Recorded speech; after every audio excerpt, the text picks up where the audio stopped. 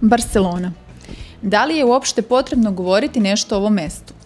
Ime samo po sebi je dovoljna promocija. I nema osobe koja ne bi željela da makar jednom ode i posjeti ovu evropsku metropolu.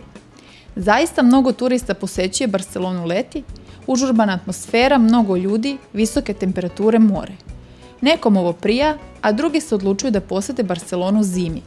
U koje god doba došli, ovaj grad će vas dočekati raširenih ruku, sa veselom atmosferom.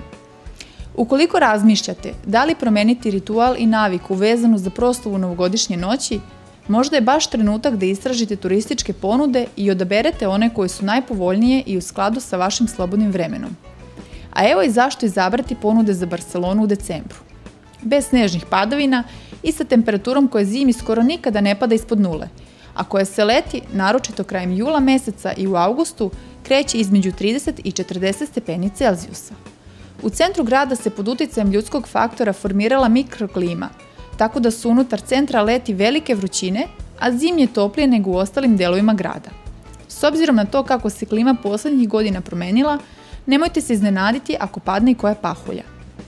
Ono što ovaj grad čini drugačijim od drugih jeste to što posetioci mogu peške obilaziti delove grada koji su od turističkog značaja, kao što su ostaci rimske kulture, srednjovekovni grad i četvrti katalonskog modernizma. Karakteristična je urbanistička podela grada na blokove i dugačke avenije koje spajaju krajeve samoga grada. Najduža ulica je avenija Dijagonala koja preseca grad od severozapada pa sve do obale mora na jugoistoku. Nezaobilazna Sagrada Familija, Gaudijev park, fontane i Camp Nou samo su najglasnija mesta koje treba posetiti. Postoje mnoge skrivene četvrti, mali parkovi i divne male statue po celom gradu koji će vas oduševiti i zarobiti vam srce.